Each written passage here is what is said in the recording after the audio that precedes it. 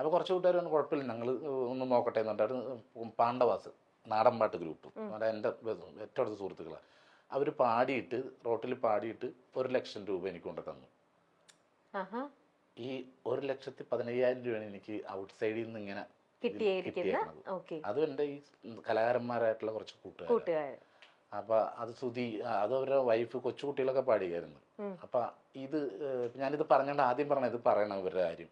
കാരണം എനിക്ക് ഒരു സപ്പോർട്ടായിട്ട് വന്ന അവർ മാത്രമേ ഉള്ളൂ. അപ്പൊ അവർ സാമ്പത്തികമായിട്ട് അവരെന്നെ ഈ ഒരു രീതിയിൽ ഒരു 1,15,000 രൂപ എനിക്ക് 1,15 തന്ന് സഹായിച്ച്. പിന്നെ അവരുടെ ബാക്കിയുള്ള ഈ താക്കോൽ കൊടുക്കുന്ന സമയത്തൊക്കെ ആണെങ്കിൽ നാടൻപാട്ട് ടീമാണ് വന്ന എല്ലാ സ്റ്റേജിന്റെ കാര്യത്തിലും എല്ലാം ചെയ്ത് എന്നെ സഹായിച്ചു. ഞാൻ ഒറ്റക്കല്ലേ, ഞങ്ങൾ 2-3 പേരിലുള്ളൂ. അപ്പൊ ഞങ്ങൾ 3 പേര് ആ സമയത്ത് ഉണ്ടായിരുന്നുള്ളൂ, ഞാനും ചേട്ടായും പിന്നെ നമ്മുടെ വണ്ടി ഓടിക്കുന്ന പയ്യൻ അനീസ്. പിന്നെ അവൻ നിന്ന് പണിയിപ്പിക്കും, പിന്നെ ഞാൻ പോയിട്ട് വരുമ്പോ ഞാൻ നിന്ന് പണിയിക്കും. ചേട്ടായി നമ്മുടെ വീട് സ്വന്തം വീട് പണിയണ പോലെയാണ്. രാവിലെ എനിക്കോ കുളിച്ച് റെഡിയോ അനീസ് വരും, ഇവർ രണ്ടും കൂടി പോവും. അവിടുത്തെ പണി വന്ന അല്ലെങ്കിൽ രാവിലെ വിളിക്കും, ഷൂട്ട് ഉണ്ടെങ്കിൽ വിളിച്ച് ചോദിക്കും അവരോട് എന്താ പണിക്കാർ വന്നോ നിന്നോ. അപ്പൊ അയ്യോ ഇല്ല ചേട്ടാ ഇന്ന് പണിക്കാർ വന്നിട്ടില്ല. അപ്പൊ തന്നെ പണിക്കാരെ വിളിക്കും, എന്ത് നിങ്ങൾ വരാത്ത, അപ്പൊ ഞങ്ങൾ ഇന്ന ദിവസം വരും. അങ്ങനെ അത് അത്രയും ദിവസം തലക്ക് വെളിവില്ലാത്ത പോലെയായിരുന്നു ചേട്ടായിയുടെ ഓട്ടം. പിന്നെ ആണെങ്കില് പൈസ ഇല്ലാണ്ട് വരുന്ന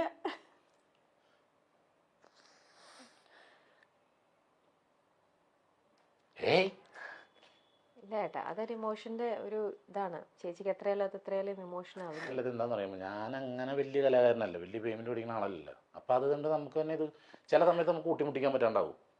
അപ്പൊ ഞാനൊരു ഇവിടുന്ന് അനീസ് വിളിക്കും, ചേട്ടാ ഇങ്ങനെയാണ് സംഭവം, ഇങ്ങനെയാണ് വാർക്കലിന് ഇത്ര പേര് ഉണ്ട്, ഇതൊക്കെ പറയുമ്പോഴത്തേക്കാണെങ്കിൽ ഞാൻ പറയാം വെയിറ്റ് ചെയ്യുന്നുണ്ട് ഇങ്ങനെ.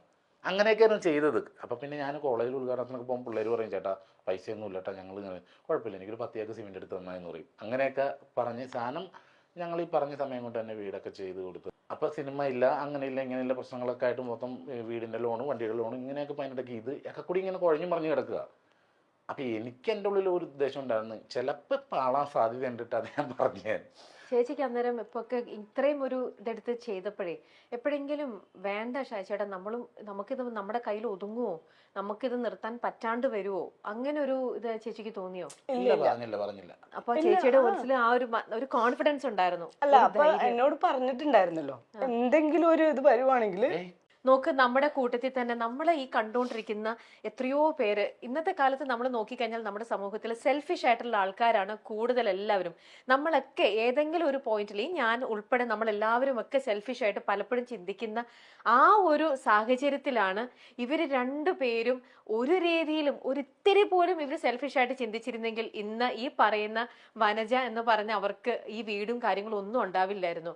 ഇന്നിപ്പോൾ ചേച്ചിയുടെ കണ്ണിൽ നിന്ന് വരുന്ന ഇതുണ്ടല്ലോ, അതെന്റെ പൊന്നു ചേച്ചി, അത് ഒരുപാട് പേര് ഭയങ്കരമായിട്ടും അത് ഇത് ചെയ്യേണ്ട ഒരു ഇതാണ്. ഇത് ഞങ്ങള് ആ സമയം എന്ന് പറഞ്ഞാൽ കൊണ്ടുപിടിച്ചു. ഞാൻ ആ സിനിമയായിട്ട് വന്ന സമയത്താണ്, അപ്പൊ നിറച്ച് പടങ്ങൾ വെക്കണ്ടേ. ആ സമയത്താണ് നമ്മൾ വീട് വെക്കണം. അത്ര നാളെ ഞങ്ങൾ 15 വർഷം അടക്കം താമസിക്കും. വീട് വെച്ച് കയറി ഞങ്ങൾ എൻ്റെ അമ്മയുടെയും വൈഫിൻ്റെ അമ്മയുടെ എല്ലാവരും ആഗ്രഹം ഞങ്ങൾ എവിടെയും സെറ്റായി കാണാനായിട്ടായിരുന്നു. അപ്പൊ ഇതൊക്കെ കഴിഞ്ഞ് ഹാപ്പിയായി. പിന്നെ അത് കഴിഞ്ഞിട്ട് പിന്നെ ഇത് വീടിന്റെ പരിപാടിയൊക്കെ തീർത്ത് താക്കോലൊക്കെ കൊടുത്തതിന് ശേഷമാണ് നമുക്ക് ഈ ലോൺ എന്ന് പറഞ്ഞൊരു സംഭവം ഉണ്ടല്ലോ, ഇത് അങ്ങോട്ടും ഇങ്ങോട്ടും അടക്കാനില്ല. അപ്പൊ ഞാൻ നേരത്തെ പറഞ്ഞു. പിന്നെ അല്ല എന്നോട് പറഞ്ഞിട്ടുണ്ടായിരുന്നു ചിലപ്പോ ഇപ്പൊ എല്ലാവരും മാറിക്കളഞ്ഞപ്പോ നമ്മളെ കൊണ്ട് പറ്റാത്തൊരവസ്ഥ വരുവാണെങ്കിൽ ഞാൻ വീട് വിൽക്കും എന്ന് പറഞ്ഞിട്ടുണ്ടായിരുന്നു. നമ്മൾ ഓക്കെ, അങ്ങനെ നമുക്ക് അവരോട് പറയാൻ പറ്റില്ലല്ലോ ഞങ്ങളുടെ കയ്യിൽ ഇനി പൈസ ഇല്ല, പണി നിർത്തി വെക്കണമെന്ന് പറയാൻ പറ്റില്ലല്ലോ. ആരൊക്കെ ഇട്ടിട്ട് പോയാലും നമുക്കത് ചെയ്യാണ്ടിരിക്കാൻ പറ്റില്ല. രശ്മി ചേച്ചിയുടെ ആ ഒരു വലിയൊരു സപ്പോർട്ടാണ്. രശ്മി ചേച്ചി ഒരിക്കലും ഒരു തവണയെങ്കിലും വേണ്ട ചേട്ടാ നമ്മളും ഇത് പെടുകയാണ് എന്ന് പറഞ്ഞിരുന്നെങ്കിൽ സീരിയസ് ആയിട്ടുള്ള കാര്യത്തിന് ഞാനൊരു ക്രിക്കറ്റ് ടൂർണമെന്റ് നടത്തിയിട്ട് സ്പോൺസർ ചെയ്യാൻ ഒരു സഹായിക്കില്ല എന്ന് പറഞ്ഞ അവസാനം ടൂർണമെന്റ് നടക്കുന്ന സമയം അത് ഇത്രയും പൈസ സ്വർണം കൊണ്ടുവന്നെ ചേട്ടായി ടൂർണമെന്റ് നടത്തണം എന്ന് പറഞ്ഞ ആളെ ഇയാള്.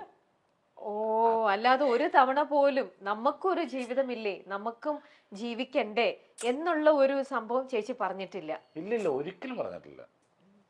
ചേച്ചിയുടെ മനസ്സാണ് എന്റെ പൊന്ന് ചേച്ചി. ശരിക്കും അത് ഞാനിവിടെ സുരക്ഷിതമാണെന്ന് എനിക്ക് നല്ല ഉറപ്പുണ്ട്.